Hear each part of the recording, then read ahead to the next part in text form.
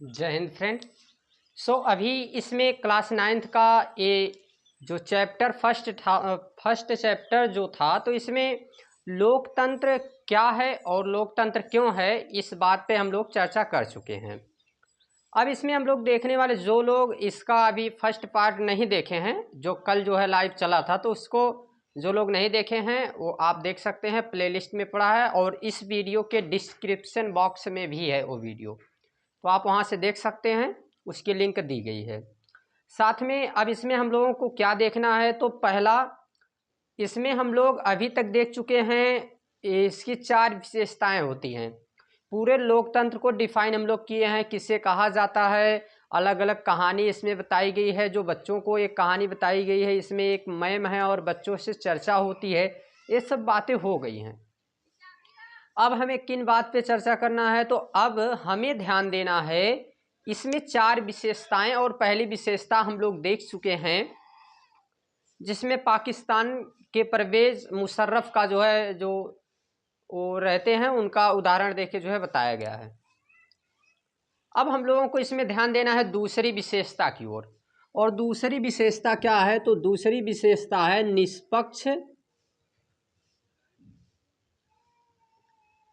और स्वतंत्र चुनाव।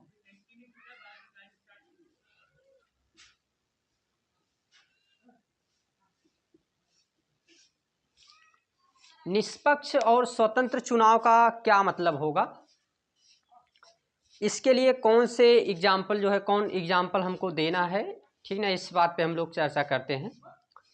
तो सबसे पहले आपको बता दें कि श्रीलंका में, श्रीलंका नहीं, चाइना, ठीक ना, चाइना यहाँ पे है, इसको हम लोग देखते हैं।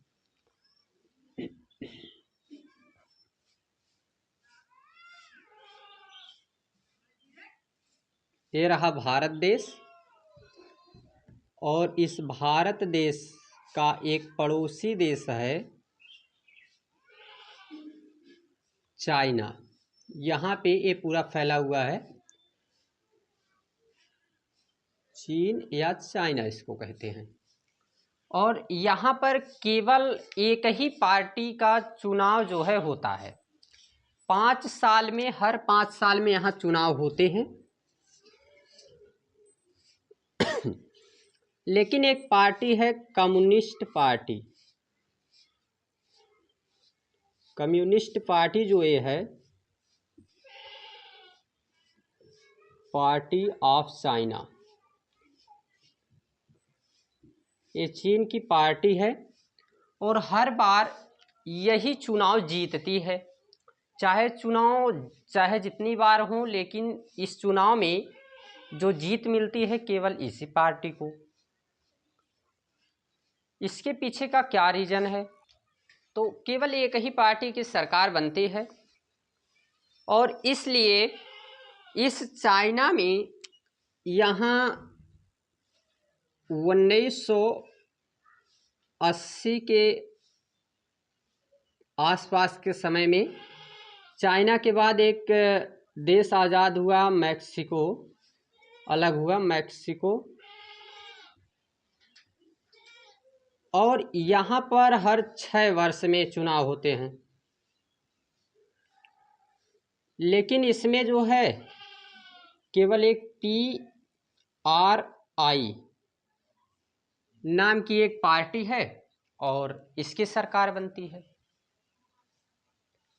इसका मतलब है कि ये दोनों स्थानों पर पार्टियां तो अलग अलग हैं, लेकिन यहाँ एक साथ ये लोग चुनाव में खड़े हो रहे हैं, और चुनाव में इनके साथ कई लोग खड़े हो रहे हैं। एक तो कम्युनिस्ट पार्टी ऑफ चाइना जो है, कह रही है कि किसी को भी अधिकार है कि वो चुनाव में खड़ा हो सकता है, लेकिन केवल अधिकार मात्र दे देने से क्या वो व्यक्ति चुनाव जीत रहा है, तो बिल्कुल भी नहीं।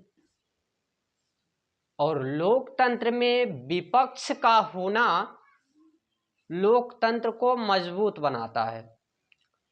अगर लोकतंत्र में विरोध करने वाले लोग नहीं हैं, तो लोकतंत्र का कोई मतलब नहीं निकलेगा।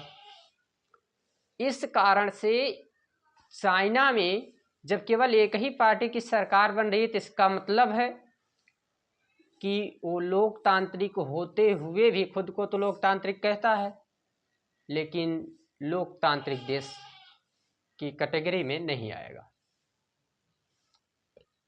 और ऐसे मैक्सिको में भी PRI नाम की जो पार्टी है, इस पार्टी के लिए जो चुनाव में खड़े होते हैं, तो यहाँ नियम है कि जितने भी विद्यालय के शिक्षक रहेंगे, ये बच्चों से कहते हैं कि अपने घर पे जाना है, तो घर जाने के बाद अपने घर वालों को ये बता दीजिएगा कि केवल उसी पार्टी को चुनाव में वोट देंगे।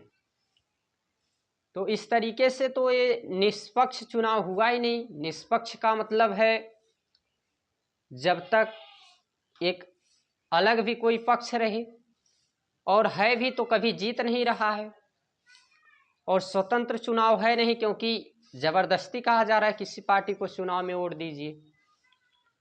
तो इस कारण से इससे दूसरी विशेषता निकलती है, और दूसरी विशेषता है कि निष्पक्ष और स्वतंत्र चुनाव होना चाहिए, ताकि सभी लोगों को जीत और हार का समान अवसर मिल सके। जब तक स्वतंत्र और निष्पक्ष चुनाव नहीं होगा, तो जीत और हार का इन्हें समान अवसर नहीं मिल पाएगा। तो इसलिए जो है ये तीसरी विशेषता यहाँ से तैयार होती है। अब हम बात करें दूसरी विशेषता। तीसरी विशेषता की अगर बात करें तो इसके लिए कई एग्जाम्पल हैं, और इस कई एग्जाम्पल में ये हम देखेंगे कि तीसरी विशेषता जो होती है वो है कि वयस्क मताधिकार का अधिकार होना चाहिए। वयस्क यानी कि 18 साल जिसकी एज है वो मतदान कर सकता है, उसे मतदान करने की इजाज़त है, चाहे वो किसी भी धर्म का हो, किसी भी जाति का हो, किसी भी वर्ग से आता हो, आर्थिक रूप से पिछड़ा हो, धार्मिक रूप से पिछड़ा हो, उससे मतलब नहीं है। देश का नागरिक होना चाहिए और 18 साल उसकी एज होनी चाहिए, तो वो मतदान करने का अधिकार रखता है, उसे कहेंगे वयस्क मताधिकार। और ये तीसरी विशेषता में साथ में ये भी बताया गया है कि एक व्यक्ति के वोट का मूल्य एक ही रहेगा, और जितने लोग मतदान करेंगे सभी लोगों के वोट का मूल्य एक समान रहेगा। आपको क्लास 9th की NCERT में हिस्ट्री की क्लास अब याद आ रही होगी। उसमें जब फ्रांस की क्रांति पढ़ाई जा रही थी तो आपको बताया गया था कि 3 अलग अलग वर्ग थे, कुलीन वर्ग, अभिजात वर्ग, और इधर जो है एक किसान वर्ग, और वहाँ 300 लोग और वहाँ 600 लोग।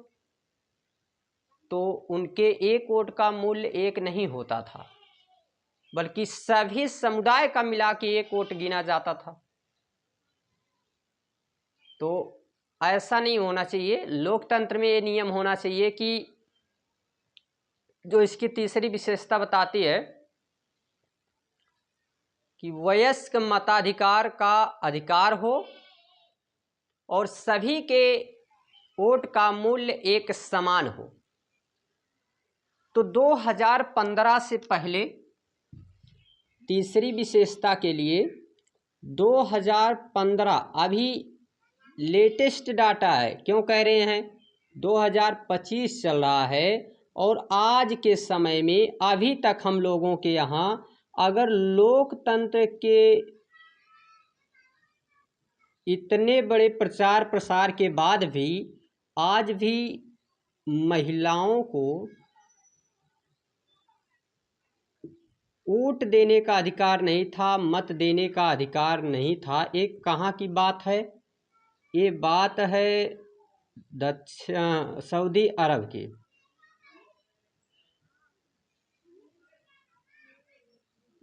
सऊदी अरब में नियम था 2015 से पहले महिलाएं वोट नहीं दे सकती हैं।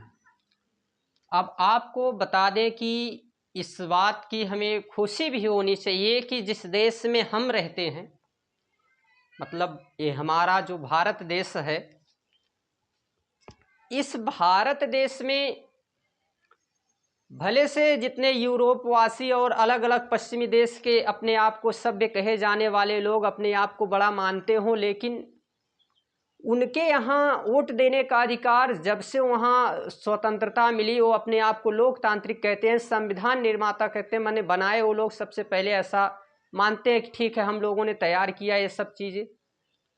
लेकिन हमारे देश में जिस दिन से संविधान निर्माण हुआ, जिस दिन से हमारा भारत देश आज़ाद हुआ और संविधान निर्माण के बाद जब तय किया गया कि यहाँ मतदान जैसे जो मतदान किए जाएंगे और इसमें मतदान होगा, तो इन सभी के समय में हमारे यहाँ अमीर गरीब छोटे बड़े पुरुष महिला आर्थिक रूप से पिछड़े आर्थिक रूप से मजबूत लोग, ऐसा कोई क्राइटेरिया नहीं रखा गया।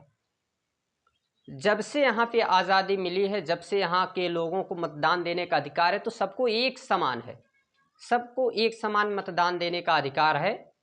वो भारत देश है। कई जगह आज़ादी मिलने के बाद वहाँ मतदान देने का अधिकार भी शुरू हुआ, लेकिन पहले कभी जो है वो लोग केवल मतदान दे रहे हैं जिन्हें जिनके पास किसी प्रकार का मतलब आर्थिक रूप से या तो समृद्ध हैं या फिर केवल गोरे लोगों को वोट देने का अधिकार है। दक्षिण अफ्रीका के एक उदाहरण लीजिए, नेशनल जो वहाँ पे नेल्सन मंडेला रहते हैं, पढ़ेंगे हम उसको अगले चैप्टर में। ये केवल भारत देश ही यहाँ है जहाँ जब से आज़ादी मिली तो उसके बाद से जो है हम मतदान देने का अधिकार समान किया गया है। तो ये सऊदी अरब में ऐसा नियम था कि 2015 से पहले किसी भी महिला को मतदान देने का अधिकार नहीं था। इसे 2015 के बाद जो है लागू किया गया कि अब महिलाएं भी मतदान कर सकती हैं। अब इसी के साथ जो है एक स्टेटोनीज और एक जो है दूसरा देश है, इन देशों में भी अल्पसंख्यकों को वोट देने का अधिकार नहीं है। तो ऐसे कई एग्जाम्पल जो है 2 से 3 एग्जाम्पल तो आपके बुक में ही बताए गए हैं, लेकिन ऐसे करीब सैकड़ों की संख्या में एग्जाम्पल मिलेंगे जहां आप देखेंगे कि अलग अलग केवल आधार पे लोगों को मतदान देने का अधिकार नहीं था। अब हम आते हैं चौथी विशेषता की ओर, और लोकतंत्र की चौथी जो विशेषता है, ये विशेषता है कि इसको हटाते थोड़ा,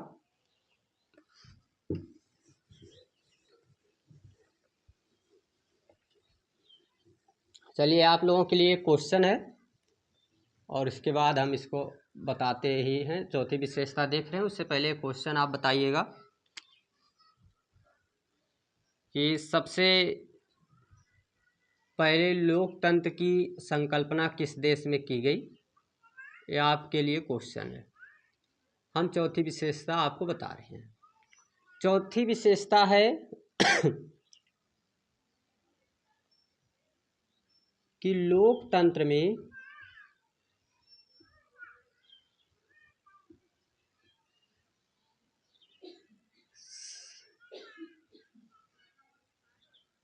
सरकार संवैधानिक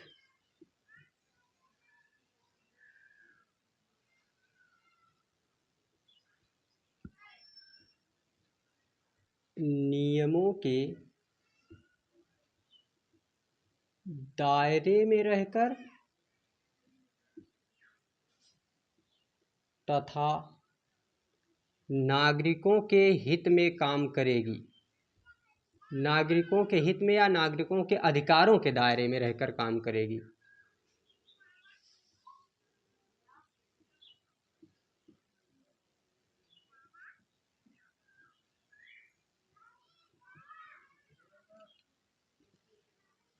इसका क्या मतलब है कि हमारे लोकतंत्र में सरकार को पूरी पावर दे दी गई है, शक्ति तो पूरी तरीके से लोकतंत्र में दे दी गई है कि आप ही हैं पूरे कर्ता धर्ता। जब हमारे देश में या किसी भी देश में वहाँ के लोगों के द्वारा चुनाव किया जाता है तो चुनाव में ये नियम होता है कि हम अपने मतदान के साथ अपनी पूरी पावर अपने प्रतिनिधियों को दे रहे हैं और उन्हें पूरी पावर दे के कह रहे हैं कि आप ये शक्ति लीजिए और हमारे ऊपर शासन कीजिए। तो इस तरीके से तो ये हो गया कि अगर पूरी शक्ति हम दे रहे हैं उन्हें तो फिर ऐसा ना हो जाए कि वो हमारे ऊपर शासन करें लेकिन अपने हिसाब से, उनको हमारा हित हो रहा है अनहित हो रहा है इससे कोई लेना देना ना हो, फिर तो दिक्कत उत्पन्न हो जाएगी। तो इसलिए यहाँ नियम लगाया गया कि आप लोकतंत्र की अच्छी एक जो परिभाषा रहेगी इसकी विशेषता के रूप में कि हम जिसको चुन के भेज दिए हम उसको बहुत प्रिय राजनेता था, हमारा लोगों के लिए बहुत प्रिय था, लोग उसे पसंद करते थे और लोग उसे पसंद करते थे, फिर वो कैसे जो है अलोकतांत्रिक हो सकता है। ऐसे ही एक एग्जाम्पल की चर्चा इसमें की गई है और वो एग्जाम्पल है जिम्बाब्वे का। जिम्बाब्वे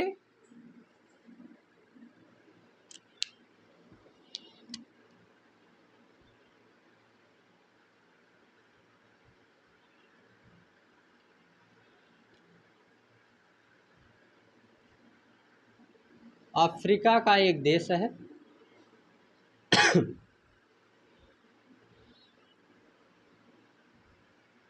और जिम्बाब्वे में एक सरकार बनती है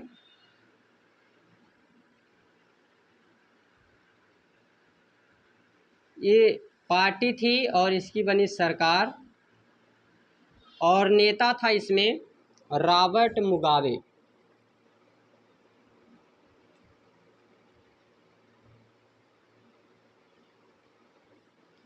रॉबर्ट मुगाबे नाम का ये व्यक्ति नेता बनता है, माने नेता रहता है इसमें और ये क्या करता है कि पूरे देश के लोग इसे बहुत ही प्रिय नेता मानते थे, इसे चुन के भेजते हैं और इस कारण से ये व्यक्ति उन्हीं के अधिकारों के साथ जो है उनके अधिकारों को अपने हिसाब से चलाने लगता है कि उनको किस तरीके से, मतलब चुनाव में क्या करता है कि जैसे चुनाव के समय में और उसका रिजल्ट आने में इन सब में ऐसे कुछ कार्य करके हर बार अपनी पार्टी की सरकार बना लेता है। तो इसी दौरान इसमें ऐसा 2 से 3 बार हुआ और तब जब देश के लोगों ने चुनाव के प्रक्रिया पे ध्यान दिए तब उन्हें पता चला कि जो है ऐसी सरकार जो बनाई गई है ये लोकतांत्रिक रूप से सरकार नहीं बनाई गई है। तो इस कारण से जो है अगर एक कम लोकप्रिय नेता नहीं थे, काफ़ी लोकप्रिय नेता थे, लेकिन लोकप्रिय होने के बाद भी ये अलोकतांत्रिक हो सकते हैं। तो इसीलिए हमें ध्यान देना होगा कि अगर कोई प्रिय नेता है और वो भी जो है अलोकतांत्रिक हो सकता है, तो ये 4 विशेषताएं थी लोकतंत्र की जो आपके चैप्टर में दी गई है। अब इसमें हमें चर्चा करना है लोकतंत्र के सकारात्मक और नकारात्मक पक्ष के बारे में कि आखिर अगर किसी देश में लोकतंत्र है तो उसके क्या कुछ सकारात्मक पक्ष तो आज तक देखे गए हैं, क्या कुछ नकारात्मक पक्ष भी हैं। आइए उस बात पे भी हम लोग चर्चा कर लेते हैं।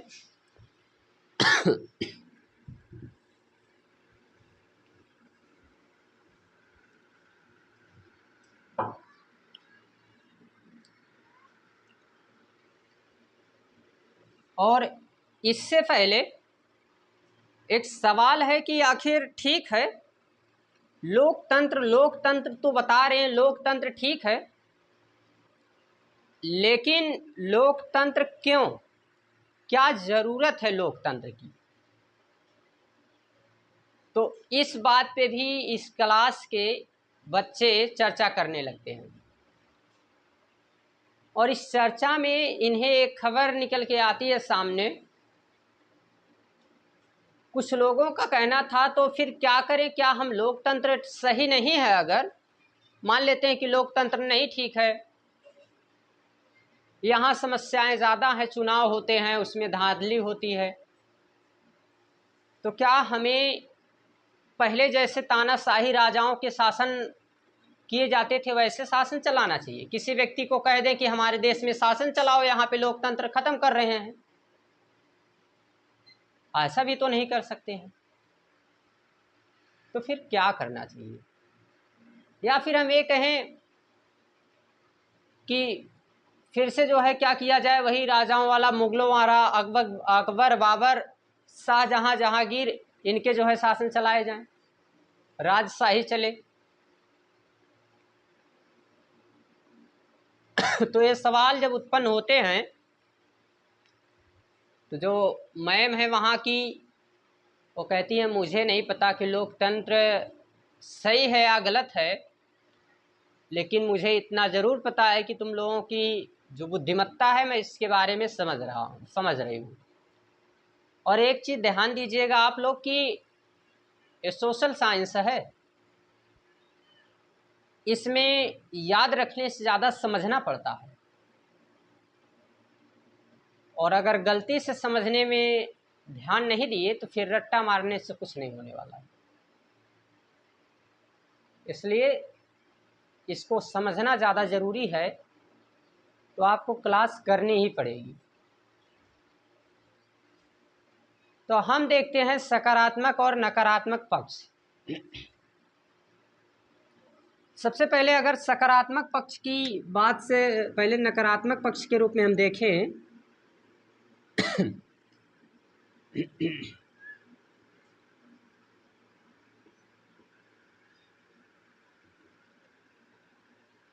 और दूसरा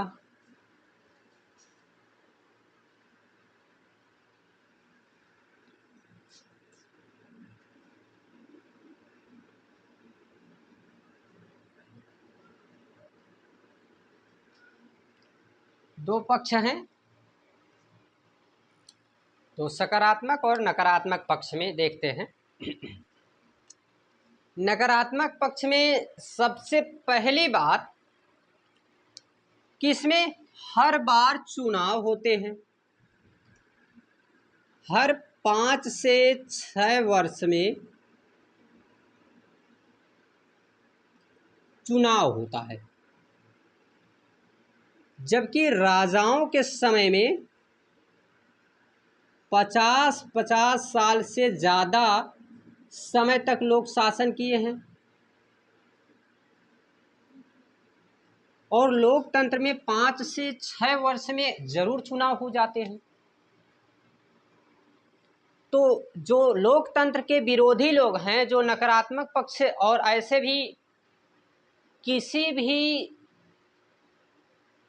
समस्या जो उत्पन्न होती है तो उसका एक कारण रहता है, कोई भी समस्या उत्पन्न होने का कारण कि हम हमेशा सकारात्मक चीज़ें ही अगर किसी चीज़ के बारे में देखें तब भी नहीं ठीक है, उसके दोनों पक्ष देखना ज़रूरी होता है। तो लोकतंत्र के भी नकारात्मक पक्ष ये हैं कि लोगों का कहना है कि चुनाव होते रहते हैं, और चुनाव होने के कारण खर्चा बहुत ज़्यादा लग जाता है। यहाँ पे हर साल चुनाव में खर्चे होते हैं, और इसी कारण से ये चुनाव होने के कारण लोकतंत्र नहीं सही है। पहला तो ये रीज़न देते हैं, और वास्तविक रूप में इस पे ध्यान देना चाहिए कि जहां हर पार्टी, हर विधायक, हर सभी लोग जो हैं एक एक दिन में इतने रैलियां, इतने भाषण वगैरह, जैसे ही चुनाव का समय आता है तो पैसे तो बहुत ज़्यादा खर्च होते ही हैं उनके लिए। सुरक्षा का नियम, मान लीजिए 10-12 लोगों को, 40-50 लोगों को बातें बतानी रहती तो काफ़ी कम समय में उनके यहाँ पहुँच के और जो कुछ भी कहना था कह दिया जाता। अब कई हज़ारों की संख्या में लोग इकट्ठा हैं, उनकी सुविधा, उनकी सुरक्षा, जो आ रहे हैं नेता, उनकी भी सुविधा सुरक्षा सब ध्यान देना है तो खर्चा तो लगेगा। तो इसलिए माना जाता है कि पहला तो यह है इसका नकारात्मक पक्ष कि लोकतंत्र में चुनाव अधिक होने के कारण जो है सही नहीं है। दूसरा रीज़न दिया जाता है, जो दूसरे तर्क हैं इसके,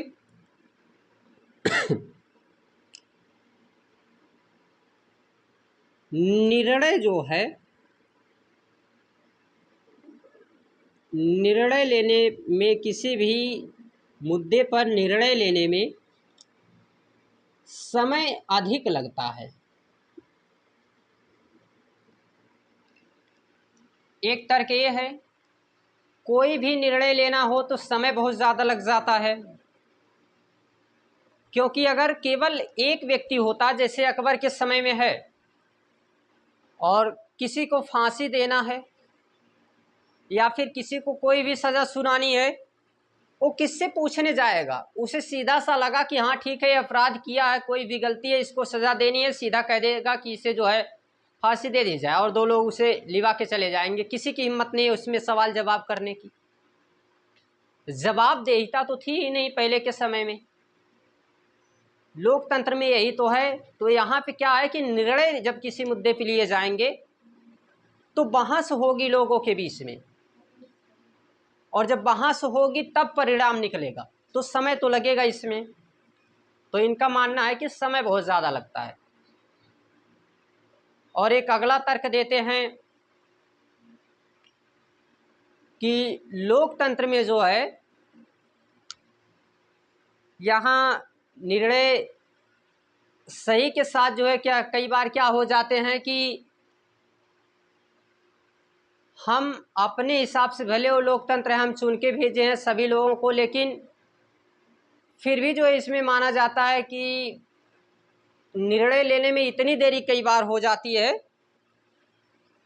कि वहाँ उस व्यक्ति का जो अपराध था, या फिर जब उसे जो है अगर 5 से 7 साल तक, मान लीजिए कि एक व्यक्ति है और इसे किसी भी गलती के कारण कह दिया गया है कि इसे अगले 5 वर्षों तक की सज़ा दी जाएगी, ये 5 वर्ष तक बेचारा कारागार में रहेगा, और इसके बाद फैसला आता है काफ़ी समय के बाद कि इसमें कोई गलती थी ही नहीं, कोई गलती नहीं थी। तो ये तो लोकतंत्र में एक बहुत ही, मतलब कि इसके नकारात्मक पक्ष के रूप में इसे देखा जा सकता है कि बताइए वो व्यक्ति गलती कुछ भी नहीं किया, अब उसको कह रहा है जो सुप्रीम कोर्ट या हाई कोर्ट है कि सम्मान के साथ आपको बरी किया जाता है, इसके लिए हम क्षमा प्रार्थी हैं। क्या ऐसा कह देने मात्र से उस व्यक्ति के जो 5 साल चले गए, उसके जीवन के 5 साल जो चले गए, वो किस तरीके से जो है लौटाए जा सकते हैं? तो लोकतंत्र के नकारात्मक पक्ष में है। और अब सकारात्मक पक्ष इसका देख लेते हैं।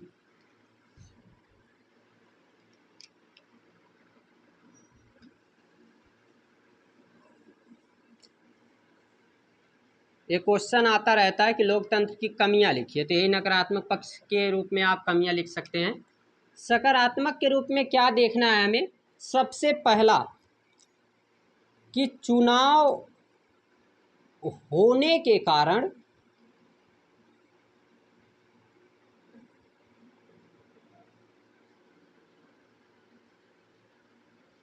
लोगों को, या जो शासक है, शासक उस समय जो प्रधानमंत्री या राष्ट्रपति जो भी रहेंगे, मुख्यमंत्री, इनको बदलने का डर रहता है। इनको लगता है, ठीक ना, ये चुनाव के कारण ही इनके अंदर एक डर पैदा हो जाता है कि अगर चुनाव जब होगा, यदि हम सही कार्य नहीं करेंगे इन 5 वर्षों में, तो हमें अगली बार बदल दिया जाएगा। तो चुनाव का एक नकारात्मक पक्ष तो था, लेकिन ये सकारात्मक पक्ष के रूप में भी है। तर्क देना बहुत ज़रूरी होता है। तो इसलिए जो है इस तरीके से, ये तो पहला इसका तर्क रहा सकारात्मक में। दूसरा है कि वही तर्क इसमें लेंगे हम लोग नकारात्मक वाला ही, बस सकारात्मक के रूप में, कि निर्णय जो लिए जाते थे उसमें काफ़ी समय लगता था, लेकिन काफ़ी समय भले लग जाता है लेकिन जो है सही निर्णय की तरफ जाता है। और वहाँ पे क्या सही है क्या गलत है इस बात का कोई ध्यान ही नहीं दिया जाता है। तो इस तरीके से हम लोग इसे देख सकते हैं कि लोकतंत्र की कमियां और लोकतंत्र के जितने फ़ायदे हैं, लाभ हैं, ये सब जो है इसमें लोकतंत्र में लिखना ज़रूरी होता है। मतलब इसको ज़रूरी रहता है कि आपसे क्वेश्चन पूछा जा सकता है कि लोकतंत्र की 5 कमियां लिखिए या उसके 4 लाभ लिखिए, ऐसे जो है क्वेश्चन आते रहते हैं। ये पहले चैप्टर से लेके 5वें 6वें चैप्टर तक पूरी तरीके से ही लोकतंत्र के बारे में ही बताएगा। अभी तो ये बस शुरुआत है, आप लोगों को बता रहा है। धीरे धीरे एनसीईआरटी आपको लोकतंत्र की गहराइयों तक लेके जाएगी। तो ये लोकतंत्र के कुछ सकारात्मक और नकारात्मक पक्ष के रूप में था। अब इस चैप्टर में अगर बात की जाए तो ऐसा कुछ है नहीं, पूरे कॉन्सेप्ट इसमें हर हेडिंग लगभग कवर की गई है और सभी कॉन्सेप्ट इसमें कंप्लीट किए गए हैं। अब अगर हम देखेंगे तो दूसरा चैप्टर जो रहेगा वो संविधान से जुड़ा हुआ है, संविधान निर्माण उसमें बताया जाएगा। तो ये लोकतंत्र था और लोकतंत्र क्या है, क्यों है, इन सभी बातों पे जो है ये चर्चा की गई थी। और मिलते हैं हम लोग अगले वीडियो में, अब जो आएगा हमारा संविधान निर्माण से। और इसके बाद अगर रिस्पॉन्स ठीक ठाक रहा तो हम लोग सभी जो है क्लास 9th के और 10th के सभी सोशल साइंस को पूरा हर एक चैप्टर चारों सब्जेक्ट के उसमें कंप्लीट किए जाएंगे। तब तक के लिए thanks, take care, bye bye.